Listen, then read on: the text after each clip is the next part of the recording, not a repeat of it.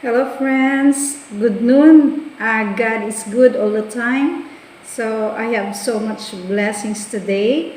I have my brunch. This is my breakfast and my lunch. Hello, friends. Welcome to my YouTube channel, Nurse Mira Vlogs. Please subscribe, like, and hit the notification bell para lagi kayong updated sa aking mga uploads. God bless! Brunch today, June 28, June 29. This is my third day of my bongga-bonggang vacation grande for 14 days. Because I am positive thinker. A reward. Okay? So, I wanna greet also to my cousin, Ivalona Recamara, who is celebrating her birthday today. So, my brunch is also dedicated to her. So, para na rin ako nakiki-birthday inside my bonggang quarantine facility here in the Pavilion, the Pitan Resort Hotel. Okay? So, may I start now? I have tapos na ako nanalangin. I've already blessed the food and thanking God for all the blessings. Also thanking all the people who took care, take time to cook our food here, for the generosity of all people involved in feeding the COVID positive thinker bakasyunistas. Okay, so I have here cold water. This is for my lunch. And I have small water for my breakfast, and I have extra water here just in case I will need this one. And I have my ginger tea. This is unlimited because I still have hot water to refill. Yan, still have hot water to refill. Then I have 2 bananas. Yan. Then I have 2 wontons. Yan. So, pinakita ko na may other footage. I have 2 meatballs. My ampalaya with egg, my favorite. The pancit bihon with canton, also my favorite. And here, the chicken. Yan. But I think spare ko na muna yung chicken for today because I still have chicken na yung nakakain na kasi ako. Baka ako ay mag-allergy, no? So I have here 4 cups of rice. I don't think I can consume all the rice, but just in case hindi ko man siya maubos, pero kakainin ko yan ulit later this afternoon, God willing. Okay, so you wanna see my food? Ayan, so yan ang aking food. Then I still have pala tira doon sa aking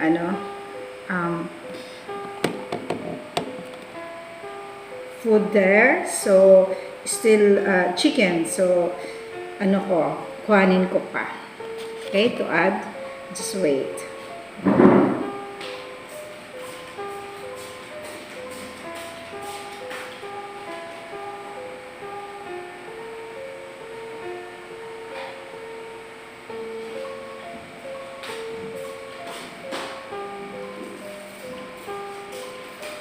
I want add minute fresh juice just in case mas naumay pa ako. No? And still have this ulam. Ito yung in-order ng anak ko. Kinain ko because talagang masarap siya. Okay? In fairness, masarap din naman ang mga inihain nila. Pero, I know kasi mahal ko yung nagbigay. At saka, masarap naman. Kailangan ko ubusin. Okay? So, start. Para di na ako masyadong tatanggalin ko na lang itong nito. Wait. Tanggalin ko. Okay. Tatanggalin ko. Para hindi na ito sa gabal. Okay. So, additional na lang na din naman ito sa aming food. Okay. So, I'll check yun later. So, ito na aking food. So, I will start my mukbang now. Nakakain ako kanina. Ni-start ko na pero just wanna naalala ko mag-mukbang na nga ako. Pakita ko na sa inyo.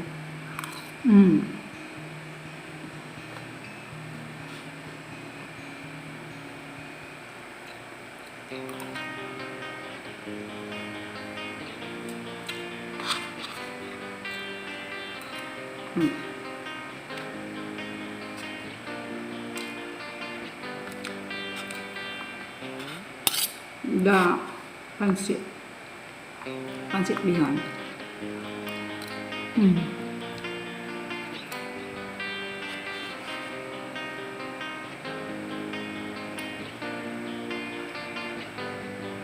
And the rice. Unahin ko muna yung rice ko ng breakfast.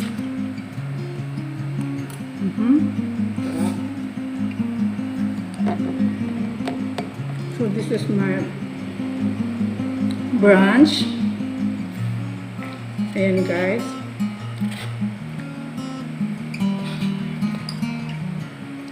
And I don't wanna cry because I have so much blessings today. Although some tears is just a tears of joy. Pero gusto maubos ang pagkain ay kumuumay kaya I don't wanna cry. Okay?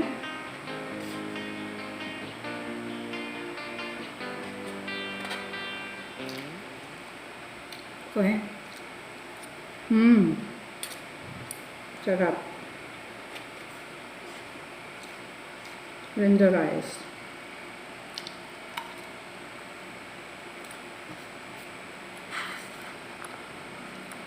Then the pansit.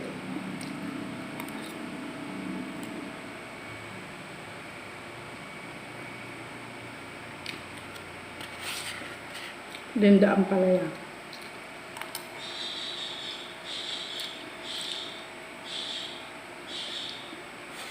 Happy birthday, Tita Balon.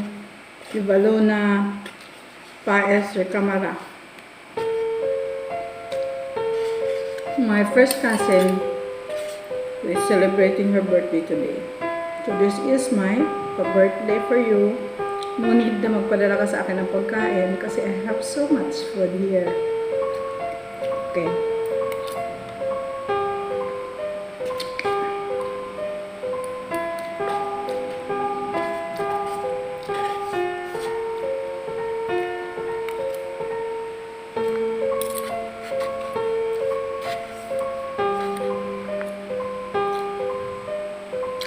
Para kang kapag-birthday, no? Naubos ko na yung one rice. Usually, one rice lang ang naubos ko. Pero ngayon, kainin ko itong dalawang rice.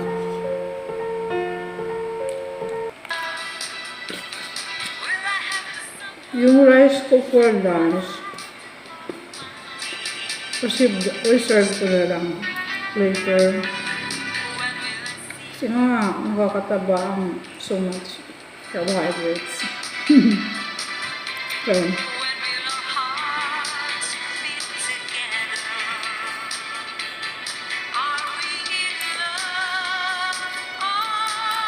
Mm. Yeah.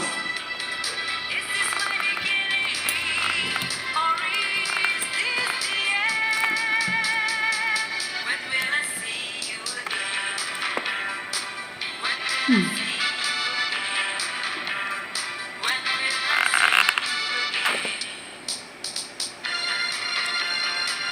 My sweetness.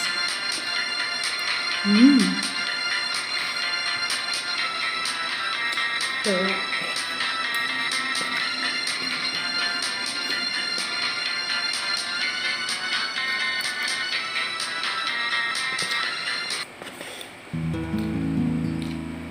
mm.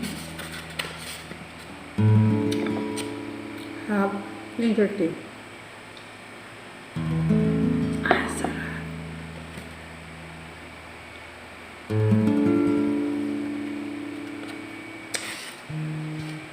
I learned to drink ginger tea since nagka-sore throat ako.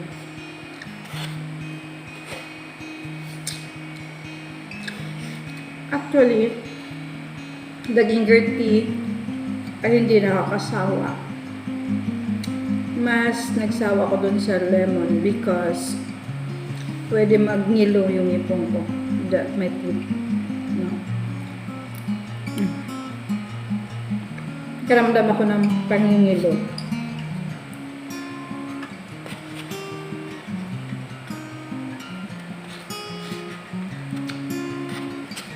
Ang palaya is good. Really nutritious.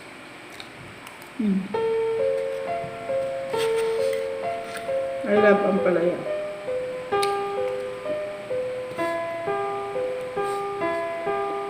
Kahit medyo mapait, kinakain ko siya. Knowing the nutrients na makukuha ko from the ang palaya. Nasa Bible nakasulat. Pag kumakain daw tayo ng mga karne, we also have to eat the ampalaya. Maybe to balance, to aid for our digestion. Kailangan yan, digestion. Saka yung mga ano din siguro, yun tama, panunaw, digestion.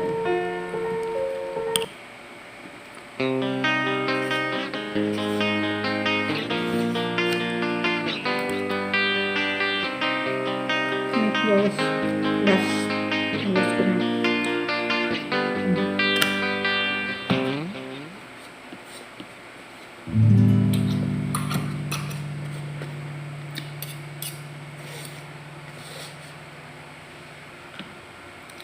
The other days, marami akong hindi naubos.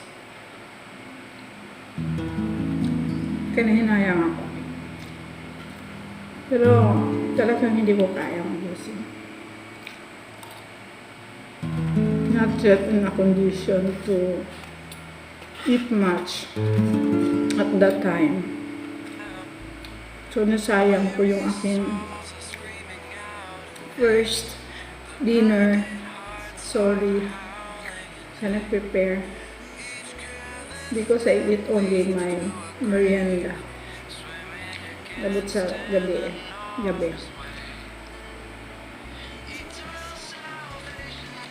And I am so very sorry for that kasi ba't ako magsayang, ang daming walang food. Pero akong my taste at that time during my first arrival here is so low. Walang gana. Maybe because of the anxiety I feel the time.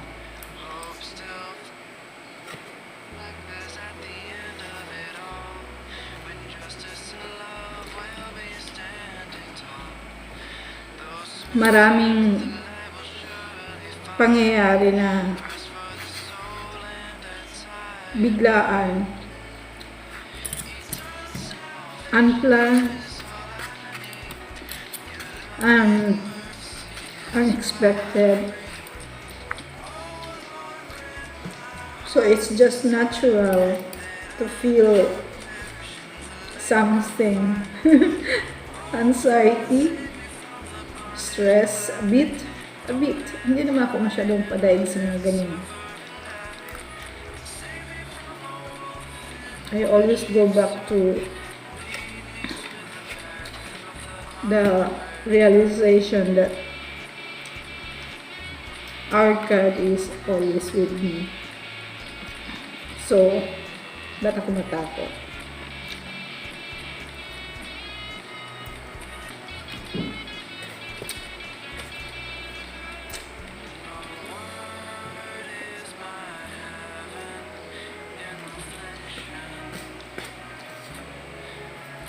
But as human, we are weak, we are vulnerable, and we are family-oriented, and we used to be with our family. That is why meron tayong tinatawag na separation anxiety, but that should not last long.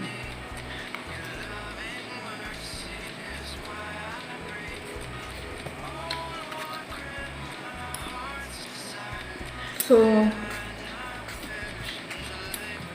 to combat, we have to count our blessings and think of others too. How they feel. Looking at the worst na kanilang pinagdaanan, na worse than I have.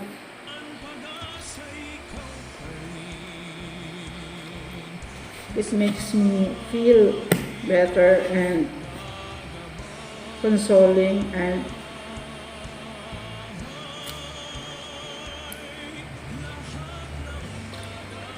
relaxing, calming.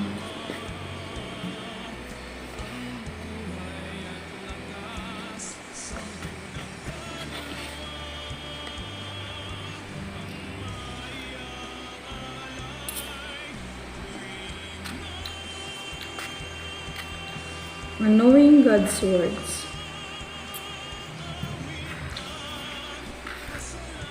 Who said, in all things we have to be thankful to our God. In all things. Sa lahat ng bagay, sabi ng God, magpasalamat kayo.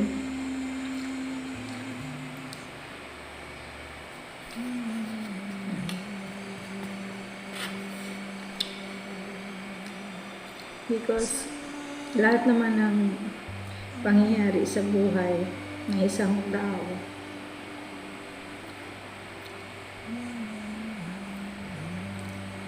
ay para sa ikabubuti mo. Pero ikabubuti ko at ikinabubuti ko.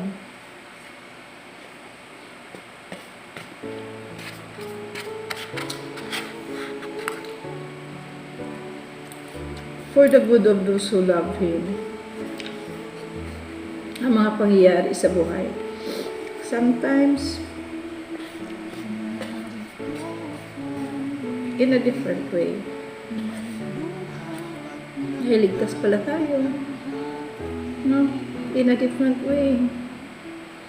Na ialis pala tayo sa mas kasamaan.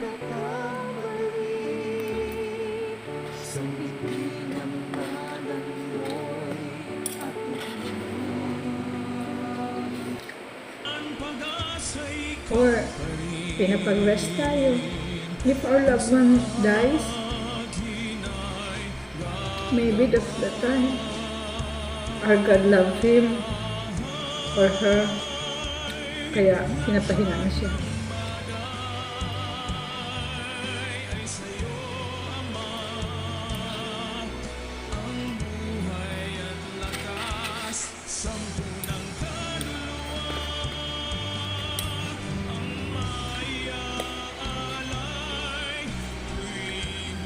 Huwag tayo masyado masad kung pinapahinaan na yung ating mga mahal sa buhay.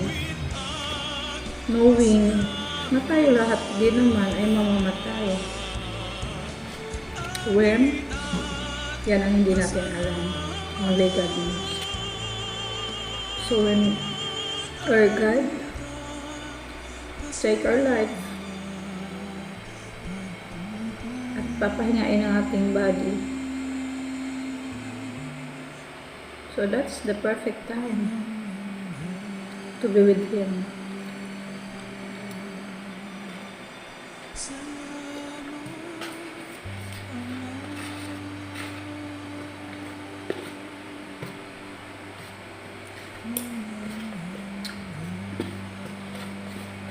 We are not here to live and eat.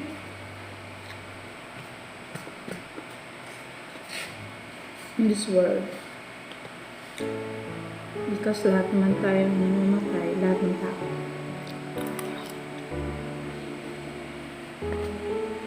So let's find our purpose in life.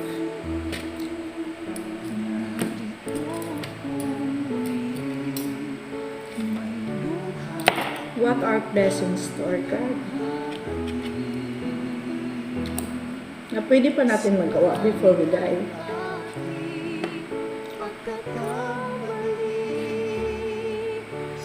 For our loved ones,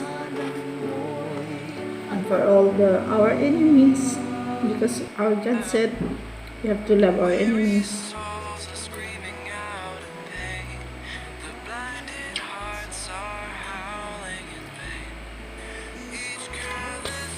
Because our God is a God na hindi nagtatahan ng tao.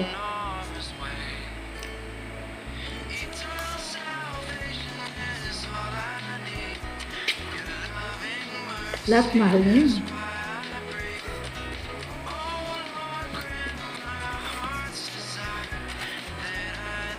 Kahit ang mga masama, binigyan ng pagkakataon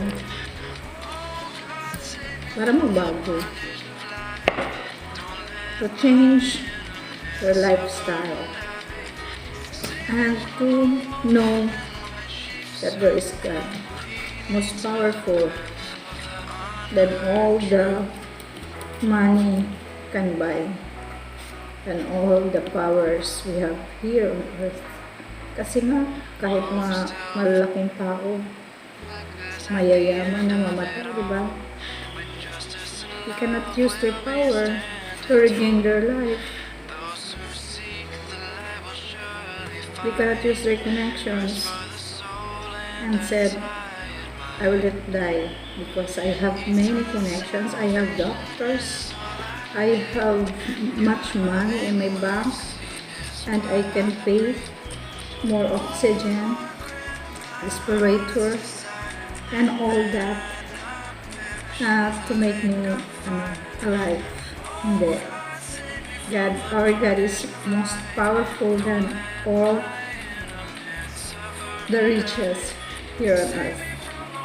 So, we have to submit ourselves to the power of our God.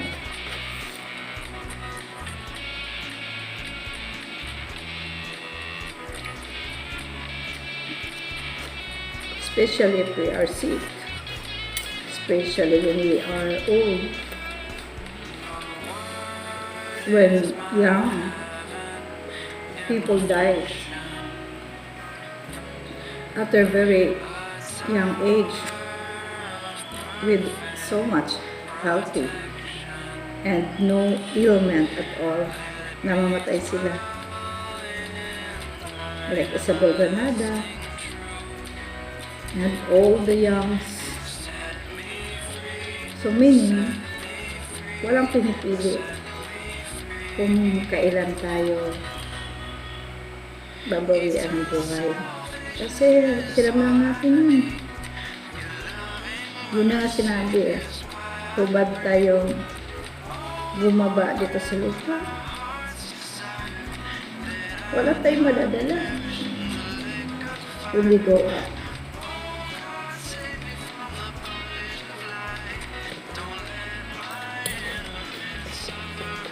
iiwanan din natin lahat anumang naipon natin.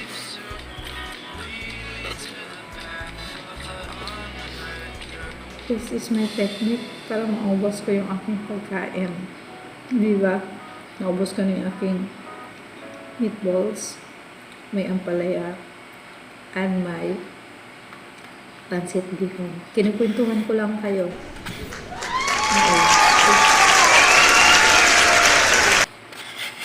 Diba? Naubos ko na yung dalawang rice. Can't imagine that. At ito pa yung dalawang saging. Pakita ko ubusin.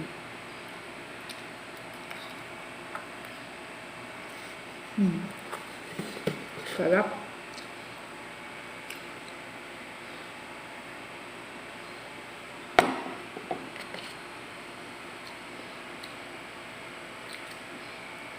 So, ito na nga yung realization natin during this pandemic time. Maraming mayayaman, maraming pera, pero nawala. Maraming may kaya at nag-pay ng kanilang mga burial, mga interment, kung saan sila ilibing. Pero ang ending, cremation.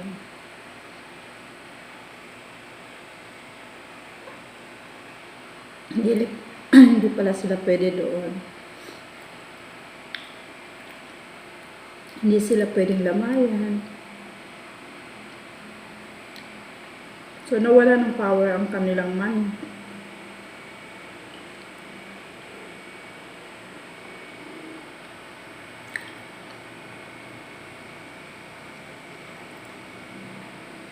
Mas kawawa pa yung iba. Kasi, because sa dami nilang tao, they will all buried in soil with no one to take care of them. No? Naubos ko na isang saging.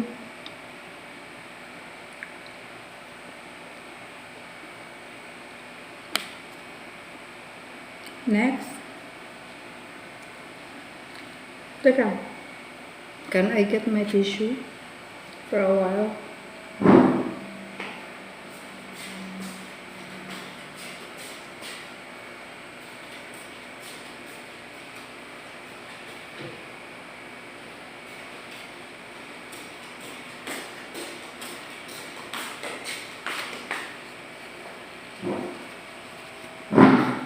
Okay.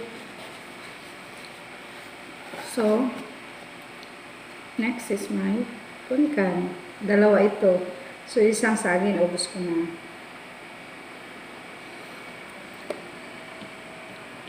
Salamat. Sinaluhan niyo ako sa aking pagkain.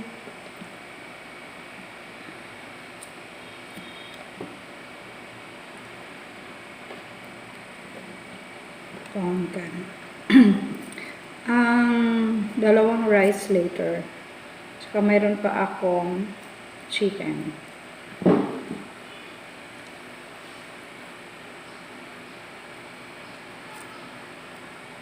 Sobrang juicy ang pungka na ito. At kumakatas na. Ayan. Kumakatas siya. Okay. Kaya kumuha na kagad ako ng tissue.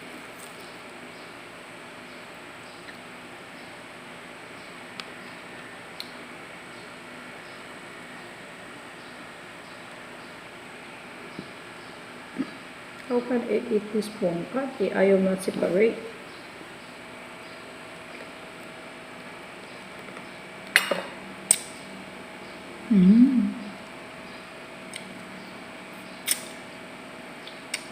Okay. Harap, tamis masyado. Nugasan ko na ito. Okay. This one.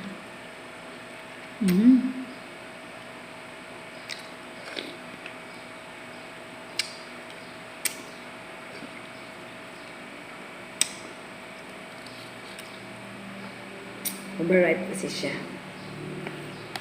Kaya, hindi siya pwede maano. Ayan, gusto ko yung bang nababalatan. Yun kasi masyadong lumikit. Lumikit na yung ano niya sa balat.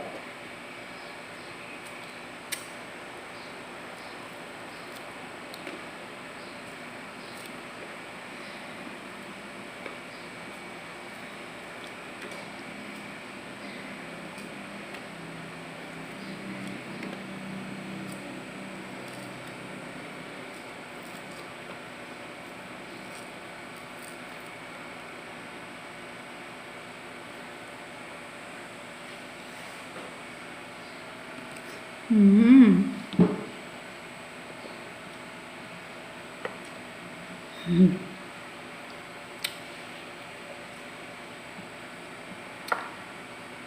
Ang isang pangkang. Hindi siya seedless.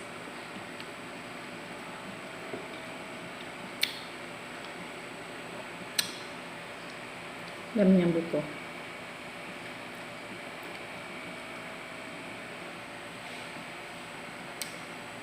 This is rich in vitamin C and fiber is good for the body. Okay.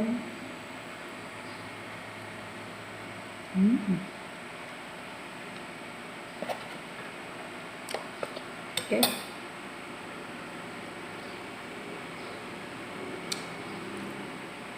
And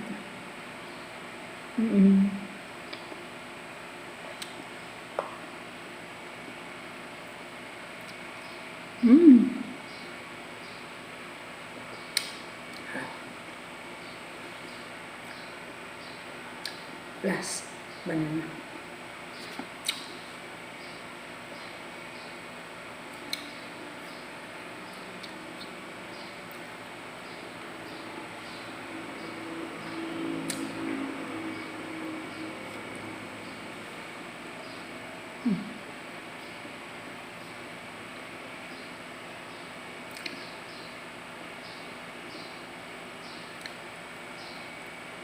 Mas nabusog na ako. Ay, salamat sa Diyos. Sobrang busog ako. So, hindi na ako iinom nito minute first na ano. Kasi, dami na ako na inom. Inom pa ako ng water and ginger tea.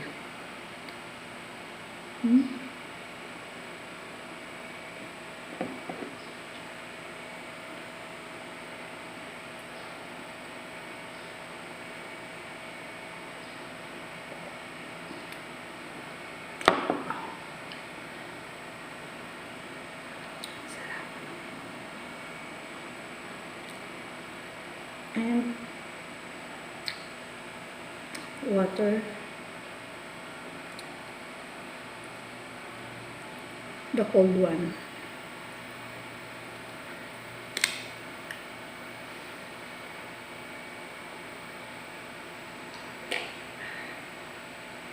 Gusto ko kasi medyo mainit-init sa tiyan kaysa malamig pala.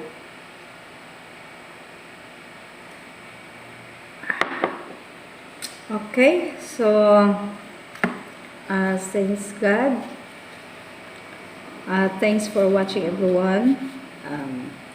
Sana kayo ay busog din. Nakakain din kayo ng maayos. Okay, so bye-bye. God bless everyone. Hope you're all fine and keep safe. Okay, thanks for watching, friends. So, mega love shout out to Yamix TV and his team, and also to Raise and Shine Singapore. Thanks, and her team also. Mega love shout out to Avril Rain Ahias. Thanks for your support, friends.